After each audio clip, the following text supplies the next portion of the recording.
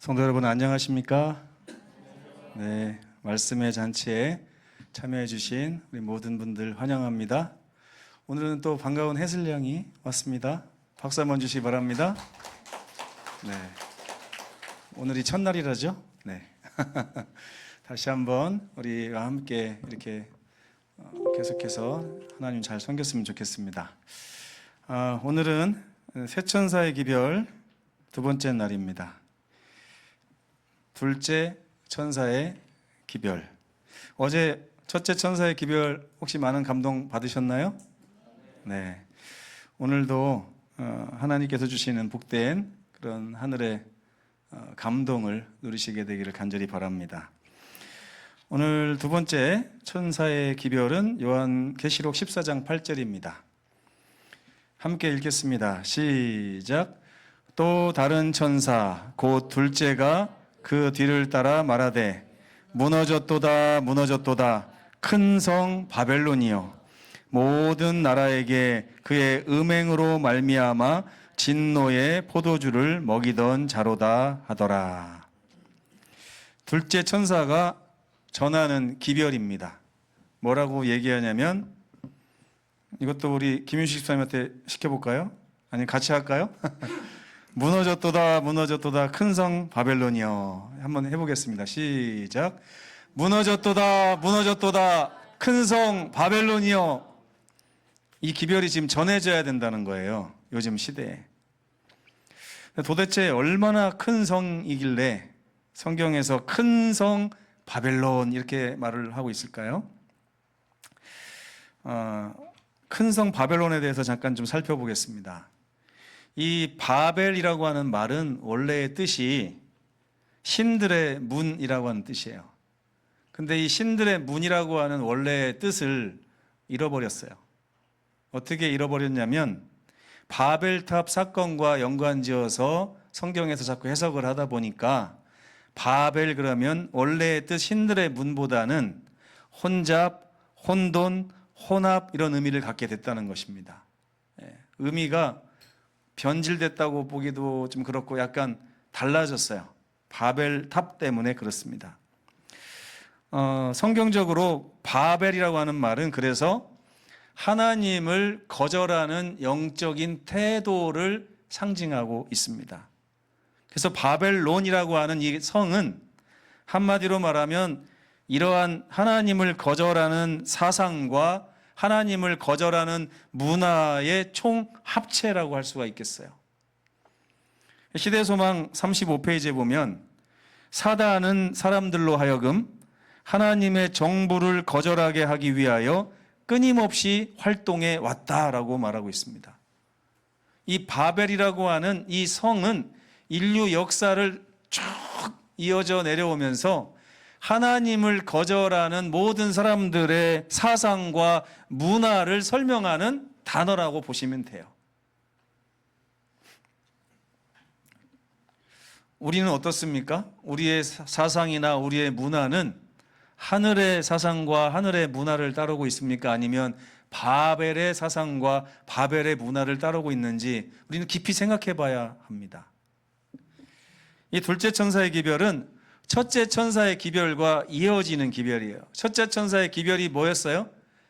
하나님을 두려워하며 그에게 영광을 돌려야 된다. 이제 심판하실 시간이 다가왔으니 더 이상 우리가 우상에 빠져서 살면 안 된다. 이제는 참된 창조자를 경배해야 된다라고 하는 기별 뒤에 이어서 바벨에 대해서 말하고 있는 것이에요.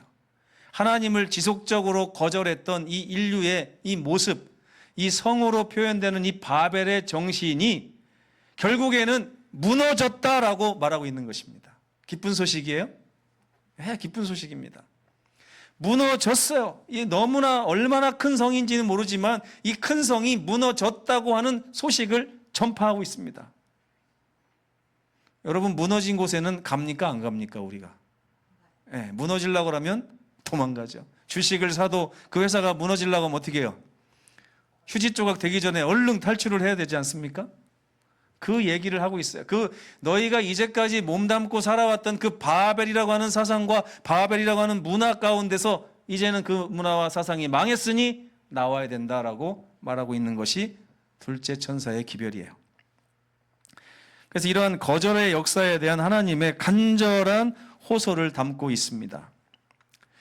그런데 역사 속에 3번의 바벨 이야기가 나옵니다. 아십니까? 계시록에만 나오는 게 아니고요.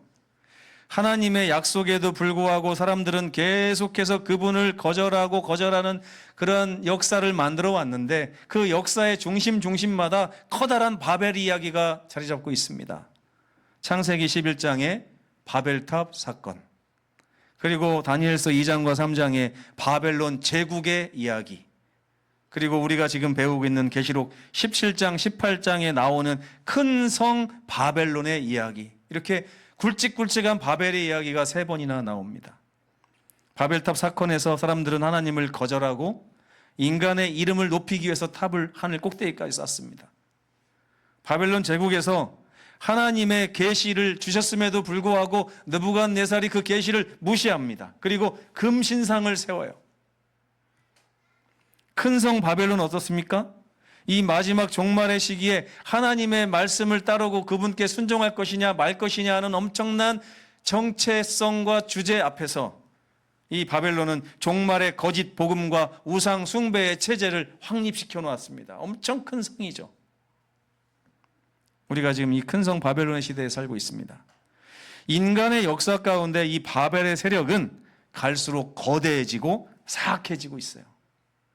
이 세상은 바벨이 지배한다고 해도 과언이 아닙니다. 제가 AI에게 또 그림을 하나 시켰습니다.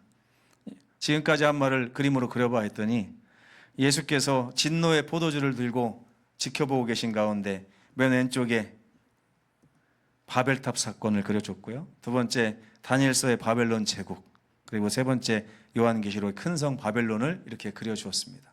너무나 아름다운 그림 아닙니까? 이 가운데 하나님께서 그 잔을 들고서도 이 세 제국과 사건을 아주 부드러운 눈빛으로, 긍휼의 눈빛으로 바라보고 계시다는 사실은 너무나 감동적이지 않을 수 없습니다. 근데 바벨에 대한 그 역사마다 하나님의 사랑의 개입이 있었어요. 여러분, 우리가 바벨의 정신을 가지고 하나님을 떠나 멀리 도망갈 때 하나님께서는 반드시 개입하십니다. 여러분의 사상과 여러분의 삶과 여러분의 생각 가운데 하나님이 임재하시는 것입니다.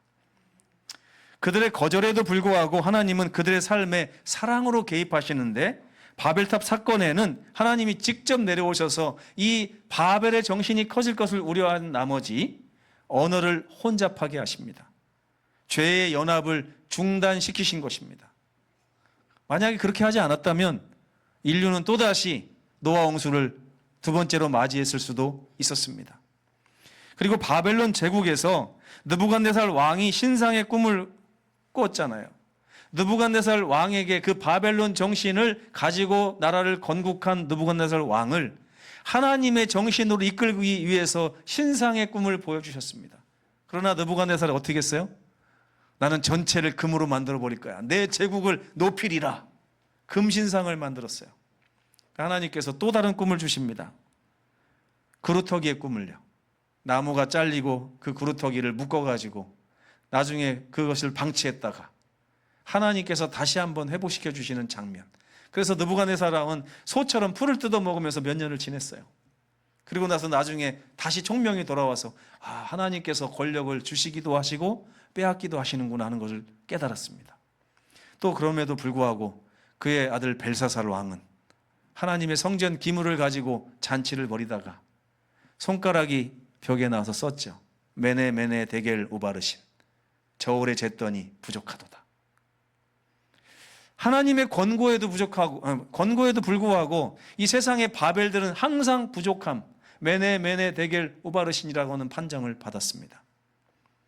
여러분, 혹시 우리의 삶이 현재 바벨론에 속해 있다면, 우리의 사상과 정신이 또 우리의 문화가 바벨의 문화 가운데 있다면 하나님께서 우리에게 하시는 선포는 언제나 똑같습니다.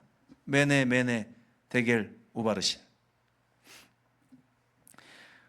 이 계시록의 큰 성 바벨론에는 어제도 제가 말씀드렸지만 7교회와 7인과 7 나팔을 보여주셨습니다.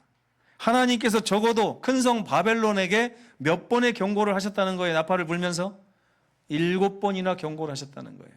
계속해서 권고하셨어요. 거기 있지 말고 내 백성아 나와라 나와라 하면서 역사적으로 7번이나, 또 교회도 7교회를 보내셨고 하나님의 계획된 그 구속의 계획 가운데 7번이나 이렇게 찍혀진 인들을 떼면서 하나님의 계획이 지금까지 이루어져 왔습니다. 그럼에도 불구하고 그 큰 성 바벨론은 어떻게 반응했어요? 거짓 종교의 연합체를 만들어서 짐승의 우상을 만들어서 하나님을 대적하게 된 것입니다. 만약 하나님이 개입하시지 않았다면 인류는 지금 어떻게 됐을까요? 만약에 하나님이 개입하지 않으셨다면 지금 우리들은 어떤 모습으로 어디에서 살아가고 있을까요? 복음전도 26페이지에 이런 말씀이 있습니다. 하나님은 멸망하기 전, 이게 참 중요해요. 여러분, 하나님의 권고가 가장 강력하게 올 때가 언제인지 아십니까? 멸망하기 전입니다. 그래서 새천사의 기별이 강력한 거예요. 저와 여러분들이 전해야 되는 이 기별이 강력한 거예요. 왜? 지구가 멸망하기 바로 직전에 있기 때문에 그렇습니다. 언제나 경고의 음성을 보내셨다. 하나님의 백성에게만 그런 것이 아니라 바벨론도 예외가 아니었다. 저 하나님의 사랑 감사하지 않으십니까? 저와 여러분이 전해야 되는 기별, 이 둘째 천사의 기별이 바로 이런 하나님의 사랑의 음성을 전하는 것입니다. 근데 여러분, 성경은 바벨론이 연약한 성이라고 하지 않았어요. 아주 견고하고 강한 성이기 때문에 무너뜨리기가 거의 불가능할 지경입니다.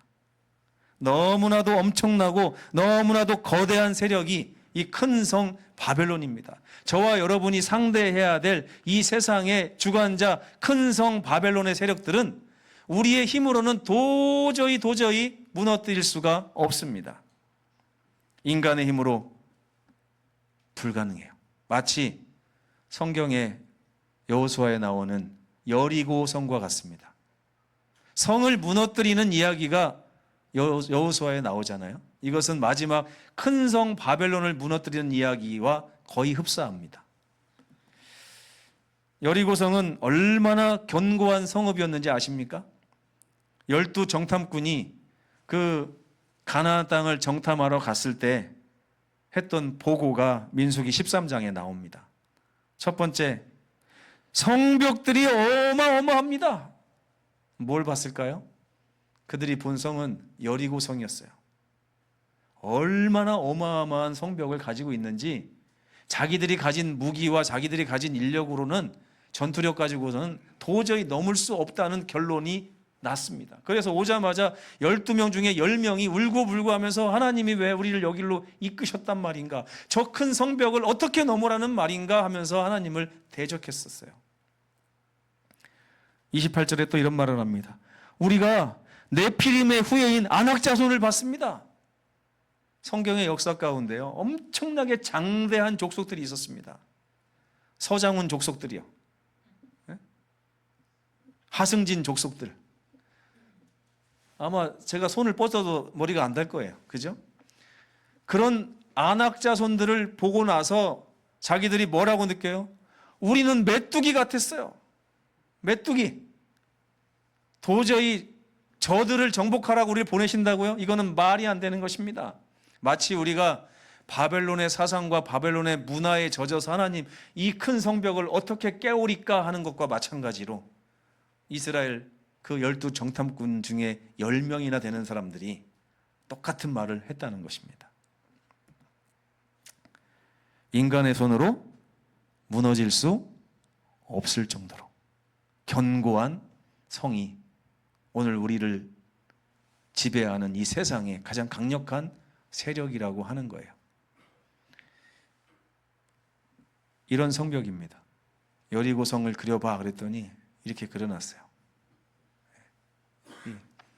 여기는 갑자기 사람이 없죠? 사람이 되게 조그만데 나중에 나옵니다. 얼마나 조그만지. 바벨론의 강함과 견고함을 보여주고 있습니다. 근데 그 여리고의 그 강력한 성벽을 하나님께서 못 넘으셨습니까? 넘으셨습니까? 그 역사가 이미 기록되어 있잖아요, 성경에. 그렇죠? 그럼 마지막 이 큰 성 바벨론도 어떻게 될 거라고요? 하나님께서 무너뜨리신다네. 이게 기별이에요, 여러분. 하나님께서 견고한 성읍 여리고를 어떻게 무너뜨렸는가? 여호수아 6장에 이렇게 나옵니다. 40년의 광야 생활로 이 사람들을 양육했어요. 영적으로 강력해지도록. 하나님께서는 하나님이 직접 무너뜨릴 수도 있지만 저와 여러분들을 영적으로 무장시키는 광야 생활로 우리를 이끌어 주십니다. 이스라엘 백성들이 영적으로 10명이나 되는 사람들이 이거 못 넘어요 하고 하나님을 원망했을 때 하나님께서 너희가 정탐한 40일을 하루를 1년으로 쳐서 40년 동안 내가 너희를 다시 재교육하리라 그랬어요. 그래서 이스라엘 백성들이 광야에서 40년을 교육받았어요. 이제 무장이 됐습니까? 무장이 된 그들을 이끌고 하나님께서 돌격 앞으로를 외치십니다. 나팔부는 7명의 제사장이 언약궤 앞에 걷고 백성들은 그 뒤를 따르라. 그러면서 백성들 앞에서 있는 7명의 나팔수. 왜 7명일까요? 7은 완전수잖아요. 그러면서 계시록에 7 나팔을 상징하는 것이에요. 미리 다 알려주신 거예요, 하나님께서. 7명의 나팔수들이 나팔을 불며 갈 때 백성들은 그 나팔에 발맞춰서 뒤를 따라가기만 하면 됩니다. 그러나 아무 소리도 내면 안 돼요. 나팔 소리만 들리게. 아멘? 나팔 소리만 들리게. 이게 여리고성을 무너뜨린 하나님의 방법이에요. 언약궤를 앞세우고 그 앞에 나팔 부는 제사장 7명을 내세우고 가면서 백성들에게는 아무 소리도 내지 말라 그랬어요. 그런 다음에 하루에 무조건 한 바퀴를 돌으라고 그랬어요. 그 엄청난 성읍을 한 바퀴, 2바퀴, 6일 동안 이렇게 했습니다. 그 다음에 7일째는요 7바퀴를 돌으라고 그랬어요. 굉장히 계시록하고 비슷해요. 7인 다음에 맨 마지막 인이 떼질 때에 7 나팔 막 이야기가 나오거든요. 하나님께서 이렇게 정확하신 분이야. 나중에 큰 성 바벨론을 어떻게 무너뜨릴 것이라는 것을 이미 여호수아에 다 알려주신 거예요. 그런 다음에 나팔 소리가 마지막 날에 엄청나게 세게 확 날 때 이제까지는 뿌뿌뿌 불다가요 마지막 7바퀴를 돈 7째 날 안식일에는 뿌 하고 불게 돼 있습니다. 엄청나게 크게. 계시록 14장 6절에 보면 그가 큰 음성으로 가로되 새 천사의 기별이에요. 이 새 천사의 기별을 뿌 하고 울릴 때 온 백성이 와 하고 함성하게 돼 있습니다. 그때 여리고의 성벽이 와르르르 무너지는 거예요. 이 세상의 큰 성 바벨론은 그 어떤 걸로도 무너지지 않습니다. 반드시 새 천사의 기별을 전하는 하나님의 남은 무리의 나팔수들과 함성을 통해서만 무너지게 돼 있어요. 그 소리를 지금 하고 있는 것입니다. 무너졌도다 무너졌도다 큰 성일지라도 그 바벨론은 무너졌도다. 새 천사의 그 기별을 통하여 큰 음성을 통하여 무너질 것이다. 미래형이지만 과거형으로 써 있습니다. 얼마나 확실하면 저와 여러분이 해야 될 일이에요. 큰 함성을 큰 음성으로 우리가 지금 전해야 되라는 명령을 받고 있는 것입니다. 큰 성 바벨론도 같은 방법으로 무너질 거예요. 계시록의 7인 언약궤죠. 7 나팔 경고, 새 천사의 음성 울릴 때 무너지게 됩니다. 3박자. 우리가 지금 이런 시대에 살고 있어요. 제가 그래서 새 천사의 기별을 준비하다가 고민을 많이 했습니다. 여러분들에게 이게 양약이 될 것인가 독약이 될 것인가 잘 모르겠더라고요. 네, 양약이 되시기를 간절히 바랍니다. 네. 여리고성이 이렇게 무너집니다. 하나님의 능력으로. 이 그림을 한참 쳐다봤었어요. 이 마지막에 이 세상에 하나님을 거역했던 이 바벨의 세력들이 저와 여러분의 이 나팔 소리와 함성에 의해서 이렇게 무너지는 모습을 언젠가 보게 된다면 얼마나 감격스럽고 하나님의 능력을 찬양할 것인가. 그때 여러분 기가 막힌 일이 또 있었습니다. 여리고에 살고 있던 한 여인 라합이라고 하는 여자가 있었습니다. 큰 성 바벨론 시대에 그 권세 아래 속하여 하나님을 잊고 살고 있었던 여인 라합 아십니까? 이 여인은 기생이었어요. 창기였어요. 창기. 음행으로 인해서 진노의 포도주를 마실 수밖에 없는 그런 운명이었어요. 근데 이 여인에게 기별이 옵니다. 어떤 기별이 와요? 이 여리고는 무너질 것이다. 우리가 아무리 방비를 잘해도 저 이스라엘이 애굽에서부터 나와서 지금까지 가나안에 오는 동안에 무찔렀던 수많은 나라들의 종말과 같이 우리도 무너질 것이다 라고 하는 확신을 갖게 됐어요. 이 바벨이 무너질 거라는 확신을 가지셔야 됩니다. 여러분도. 그는 포도주를 마실 운명이었음에도 불구하고 여리고가 멸망할 것을 알고 그 여리고에서 탈출하기를 원했습니다. 그때 하나님께서 그 여인에게 정탐꾼을 보냅니다. 정탐꾼을 이 여인이 알아채고 숨겨요. 그러면서 이렇게 말합니다. 여호와께서 이 땅을 너희에게 주신 줄을 내가 아노라. 이 땅 주민이 다 너희 앞에서 간담이 놓고 있다. 너희가 올 때 나를 기억해달라. 그 여리고성에서 살아남은 사람이 아무도 없었어요. 오직 라합과 그의 가족들만 구원을 얻었습니다. 그녀는 유일한 구원의 소망인 붉은 줄을 달라고 하는 요청을 받았어요. 그 정탐꾼들이 우리가 갔다가 다시 올 때 이 성은 무너질 것이다. 그러나 너가 창문에 붉은 줄을 들이우고 있으면 반드시 너를 살려서 구원하리라 하는 약속을 줬어요. 이 여인에게는 이 단 한 가지 소망밖에 없었습니다. 그 여인은 이스라엘이 공격해올 그 날을 기다리면서 창문에 붉은 줄을 걸어놓고 있었습니다. 자기의 믿음을 표현한 거예요. 둘째 천사의 기별은 오늘 이 시대의 라합을 찾으시는 하나님의 음성입니다. 이 큰 성 바벨론에 수많은 사람들이 있지만 거기에는 반드시 하나님의 백성 라합이 있다는 거예요. 그 사람들에게 거기서부터 나오라, 그 성은 곧 멸망할 것이다 라고 전해야 되는 것이 우리의 사명이라는 것입니다. 그 여인은 어떻게 됐습니까? 그 정탐꾼 이름이 갈렙입니다. 나중에 알고 보니까 갈렙과 여호수아였는데 그 중에 갈렙이 이 여인의 믿음에 반했어요. 그래가지고 갈렙이 그 여인의 가족을 챙깁니다. 그 장면을 이렇게 그려봤어요. 라합이 붉은 줄을 내걸고 자기 가족들을 모아서, 요즘에는 관식이가 유명하대요. 지금 영적인 관식이 갈렙이 저기서부터 라합을 향해 오는 것입니다. 구원하기 위해서. 성벽이 무너지는 와중에, 바벨론이 무너지는 와중에 구원 얻은 라합의 이야기가 이 세상에 많았으면 좋겠습니다. 저와 여러분이 이런 라합을 많이 구원해야 됩니다. 라합은 결국에 예수님의 조상이 됐어요.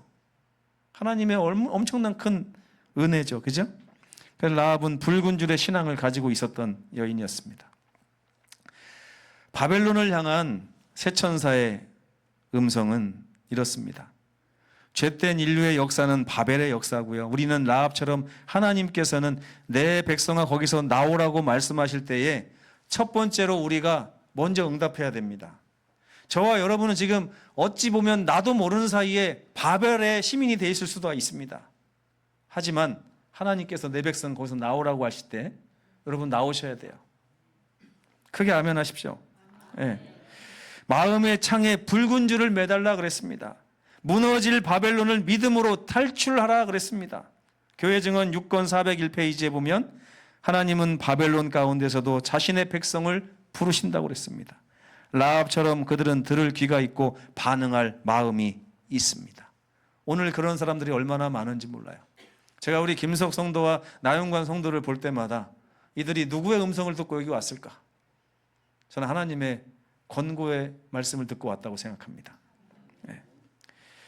둘째 천사의 기별은 단순히 바벨론의 멸망을 예언하는 기별은 아닙니다. 바벨론이 무너졌다는 것이 아니에요. 그 바벨론을 저와 여러분이 무너뜨릴 거라는 기별이에요. 하나님이 그냥 무너뜨리는 게 아니에요. 저와 여러분을 통해서 무너뜨립니다. 우리가 내는 큰 음성을 가지고 그 바벨론이 무너진다는 얘기예요. 바벨론을 무너뜨리는 강력한 하늘의 사자가 되기를 원치 않으십니까? 하나님의 남은 자손으로 굳게 서시기를 결심하시는 저와 여러분 되시기를 간절히 바랍니다. 이제 마지막으로 헌신의 초청을 다 함께 읽고 마치겠습니다. 시작. 주님, 저는 더 이상 이렇게 살지 않겠습니다. 무너져가는 바벨론을 버타여 살지 않겠습니다. 믿음의 붉은 줄을 창에 걸고 믿음으로 주를 바라보겠습니다. 주님의 큰 음성이 되겠습니다. 바벨론 안에 있는 주의 백성을 향한 외침이 되겠습니다. 주여, 저를 사용하여 주옵소서. 아멘. 이제 최태식 장로님의 특별한 찬양을 들으시겠습니다.